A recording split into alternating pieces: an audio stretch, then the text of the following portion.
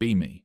21, fresh out of college, convinced I've got life figured out. Still waiting for that real job to land, so I pick up shifts at a cafe downtown. Big sister's always dropping wisdom since her divorce. Her favorite line? A man who doesn't pay is not worth your time. Standards, sis. I soak it up like gospel, repeat it back to my friends until it sounds like my own idea. She tells the divorce story like it's a cautionary tale. Your brother-in-law was pathetic, one job and thought that was enough. A real man would have picked up side hustles, 2, 3 gigs if he had to. I wasn't about to suffer just because he wanted to rest. The way she says rest drips like it's a dirty word. I nod along, half horrified, half convinced. If she left him for that, then men really have no excuses. They should make sure their partners live like queens, right? Friday night, I'm pulling on my one fancy dresses from H&M, hair straightened, heels borrowed from my friend. As I'm checking myself in the mirror, my sister pokes her head in. Where you going? She asks, smirk already loaded. I tell her, dinner with Josh, guy from my comms class. She snorts like it's funny already. Josh? He rich? I laugh. No, he's 22, works part-time at Best Buy. She shakes her head, muttering like I'm the dumbest person alive. Then why bother? If a man isn't providing, he's just practice. Minimum requirement, he pays. If he can't drop at least 100 on a date, he's not serious. She keeps going, bitterness dripping like she's rehearsed this 1,000 times. Your sister didn't waste 10 years on a man who couldn't give me what I deserved just so you could make the same mistake. Sorry, but if a man loves you, he'll find 3 jobs before he lets you struggle. I nod, swallowing it whole. Her voice has that sharp edge that makes it sound like truth. So when I leave the house, her words are still buzzing in my head. If Josh doesn't pay, he's not worth my time. Josh shows up in his dented Civic, deodorant covering a day's work shift. He's sweet, awkward, asks me where I want to eat. I drop, let's do that new Italian spot downtown. He hesitates, just for a blink, but then forces a smile. Yeah, sure, sounds good. The hostess sits us by the window. I skim down and my eyes nearly bug out. $24 pasta, $14 cocktails, even the bread basket isn't free. Part of me hesitates, but then my sister's voice echoes, if he can't afford dates, he can't afford you. So I order confidently, leaning back like I've done this 100 times. Josh, meanwhile, fiddles with his napkin, tries to start small talk, asks me about my capstone project. If I'm excited to graduate, I give half answers, scrolling the wine list, then tilt my head. So what about you? What's the big plan after school? He rubs the back of his neck, admits quietly, honestly, I'm still figuring things out. Thinking about doing IT certs, maybe start in tech support and work my way up. For a second, I almost nod, sounds reasonable, responsible even, but then my sister's script hits me like a slap. A real man has a plan, not excuses. So I laugh. Sharp. Tech support? Really? You know guys our age are making 6 figures flipping crypto or doing e-commerce, right? He chuckles, embarrassed, says, yeah, but I don't want to gamble. I just want something stable, you know? Again, part of me thinks, okay, fair, but I can't let it show, so I roll my eyes. Stable sounds like settling. My sister says a man should be striving, not coasting. Josh goes quiet for a beat, then pivots, asking what I want long term. I sip my cocktail, shrug. Someone who can keep up. Someone who isn't afraid to work for what I deserve. He just nods, smiles faint, like he's swallowing the sting. Dinner drags on, conversation wobbling between his small dreams and my sharp corrections. Every time he says something grounded, I hear my sister in my head, and my voice shifts sharper. By dessert, he's mostly nodding while I talk. When he excuses himself to the bathroom, I pull my phone under the table. Group chat. Lights up instantly. I type. Okay, so, date update. Josh is sweet, but broke. Works retail, talks about getting into IT, dreams small, menu is dollars, and I'm not paying a dime, so at least he knows the basics.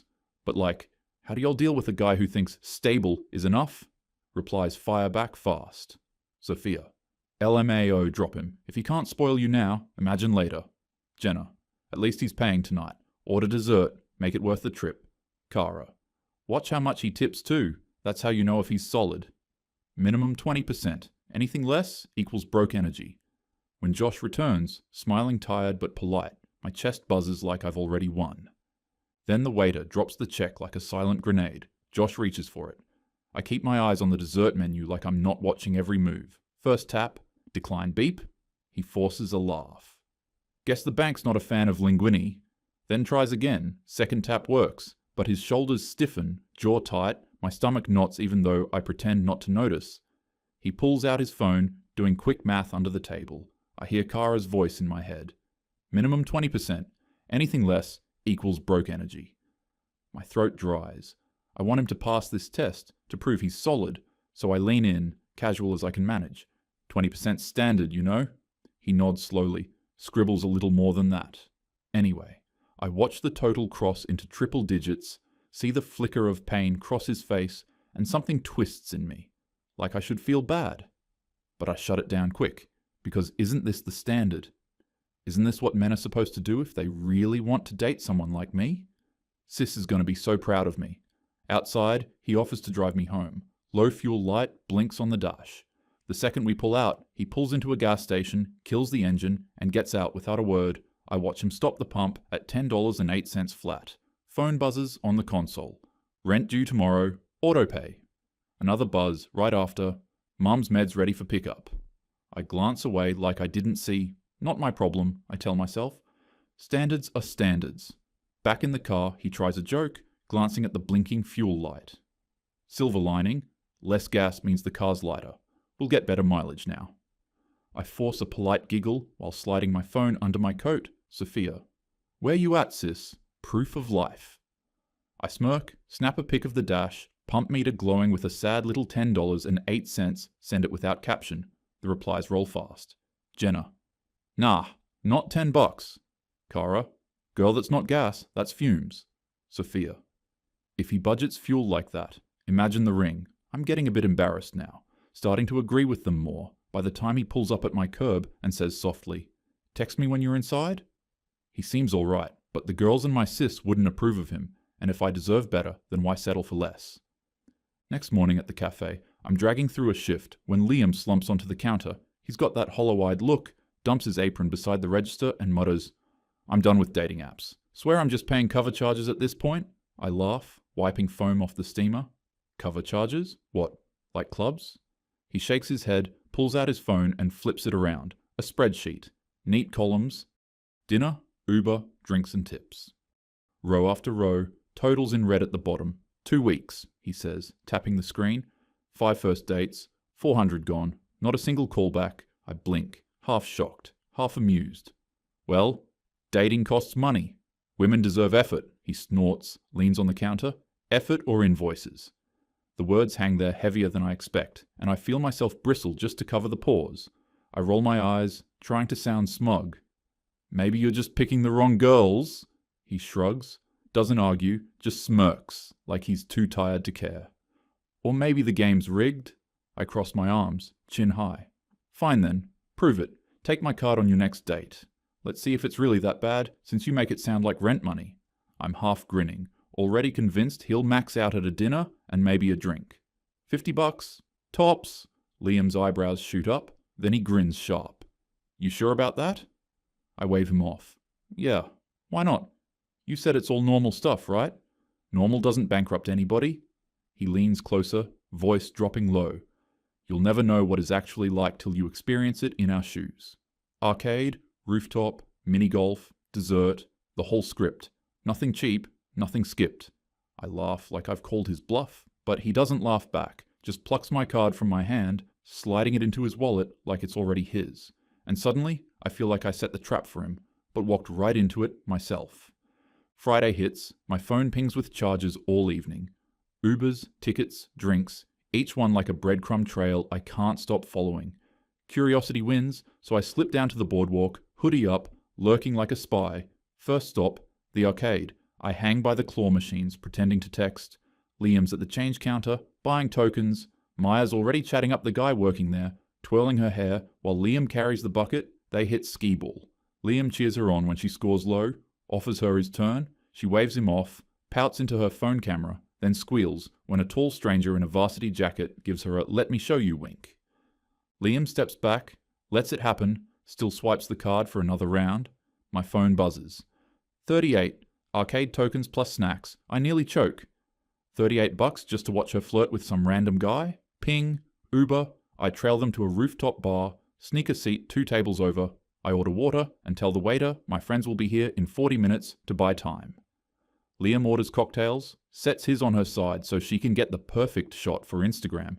She takes 10 photos, none with him in frame. When he tries to start a story about work, she cuts him off mid-sentence. Ugh, this playlist is trash. Can we go somewhere better? He nods, signals for the check without arguing. Ping. $64 rooftop tab, $64 for her Instagram feed, not even a real conversation. Ping, mini golf, I jog ahead, duck behind a glowing windmill prop. Liam keeps score, playful, patient. Maya misses a shot and groans, tosses the club aside. This is so tacky, she mutters, then spots a group of guys in polos 2 holes over.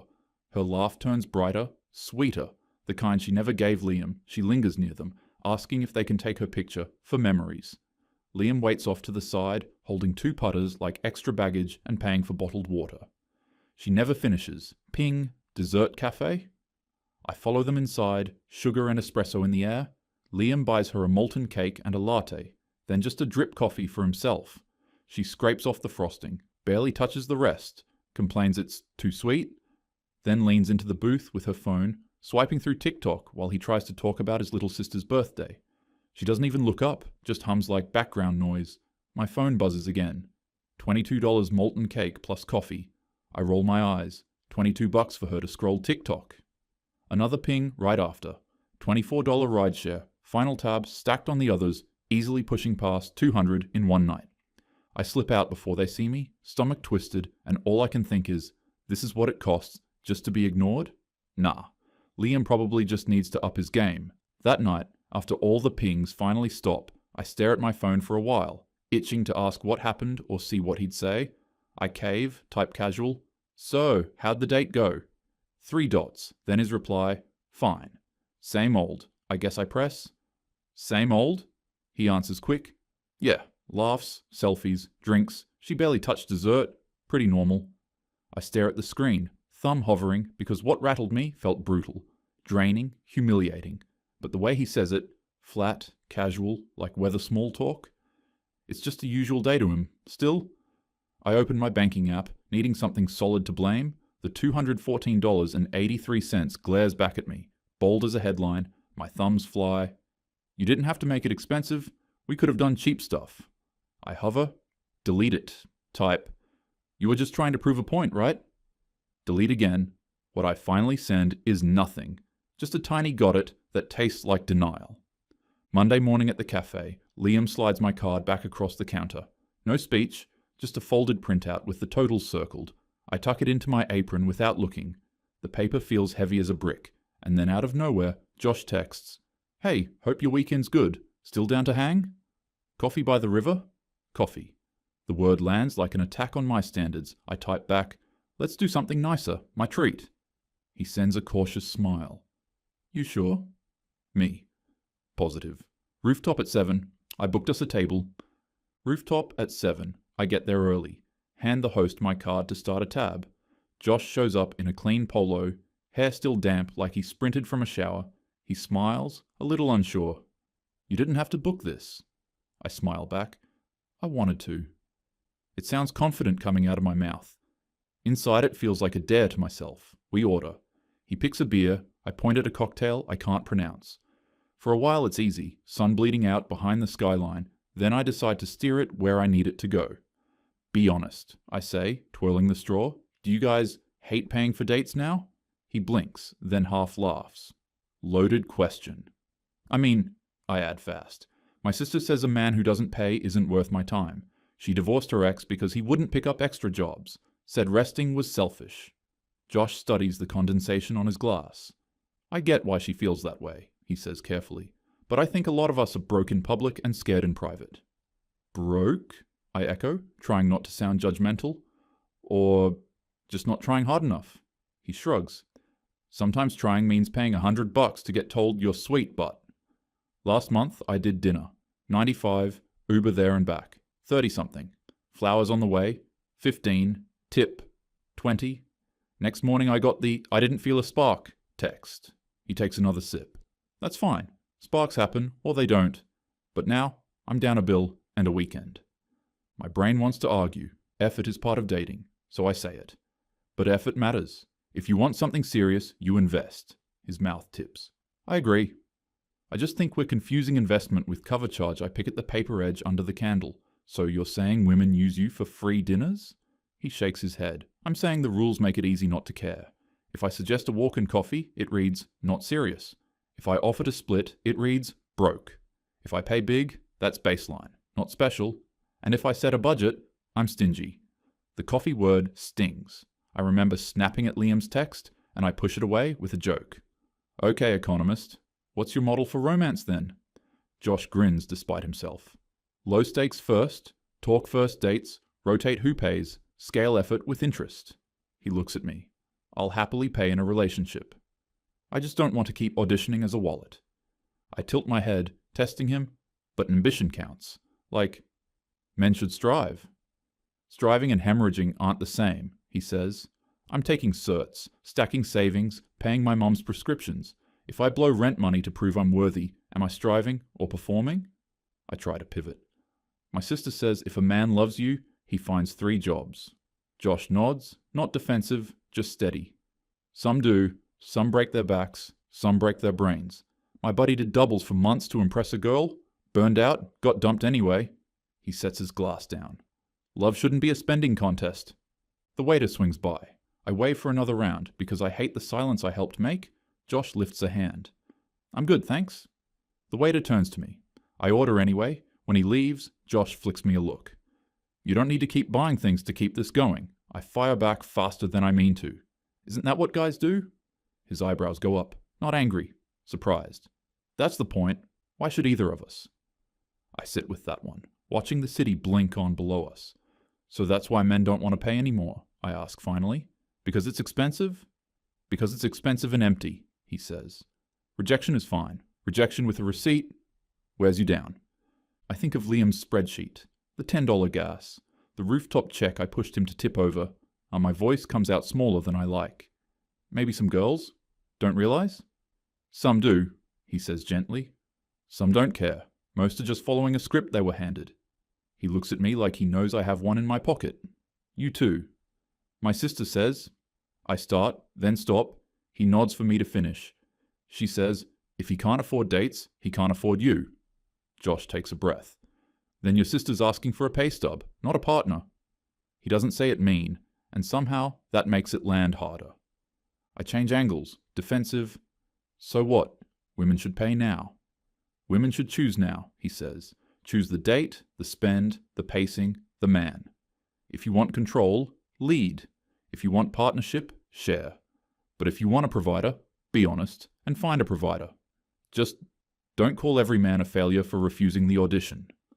The waiter comes back, check in hand, sets it down with a polite nod. He had my card from before. A minute later, he returns. Lips tight in a professional smile. I'm sorry, your card didn't go through. Do you have another? My stomach drops, heat rushing up my neck. I fumble in my bag, stalling. Then Josh just slides his card across, calm as anything. I've got it, he says, tone easy, like this is nothing new. The waiter vanishes again. I stare at the candle so I don't have to meet his eyes. He doesn't gloat, doesn't even comment, just signs when the slip comes back, tucks the receipt into the folder like muscle memory. On the walk out, he breaks the silence first. Really, thanks for inviting me. I appreciate the thought. And part of me is already drafting the excuse. Well, that's how it should be anyway, right? In the elevator mirror, I mutter the line my sister drilled into me. Men should always pay. That's just how it is. But my reflection stares back flat, like even it doesn't buy it.